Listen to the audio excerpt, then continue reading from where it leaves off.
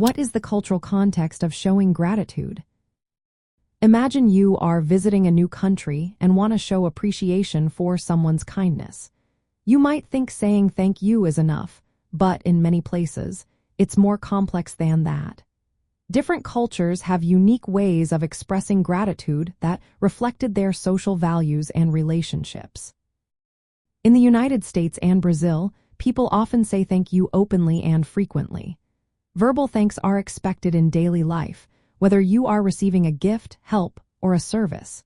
Sometimes, people reciprocate with small gifts or favors to show their appreciation. For example, giving a friend a coffee after they help you is common. These cultures see saying thank you as a straightforward way to acknowledge kindness. In contrast, many East Asian countries like China and South Korea prefer more subtle ways of showing gratitude. Instead of saying thank you often, people might do something kind in return or give a small gift. Saying thank you too much can sometimes seem insincere or diminish the importance of the gesture.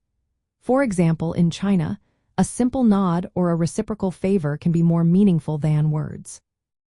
Children learn to show gratitude through actions that maintain harmony and respect in relationships. Some cultures avoid verbal thanks altogether. Among the Semai people in Malaysia, saying thank you can be considered rude because it might imply calculating the value of a gift. Instead, they believe generosity should be given freely without expecting acknowledgement. Similarly, the Amish community prefers actions over words, like doing helpful chores, to show appreciation. The timing and setting also matter.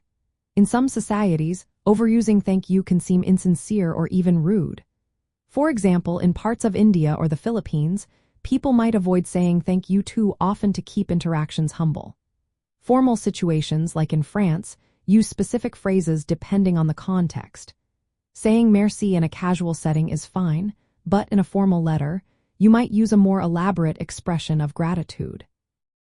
Understanding these differences helps us communicate better across cultures.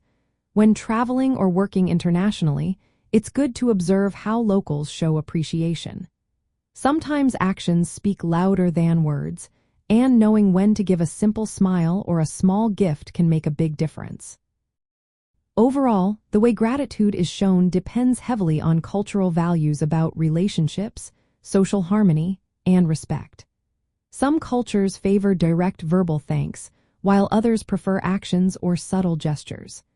Recognizing these customs allows us to be more respectful and effective in expressing appreciation wherever we are.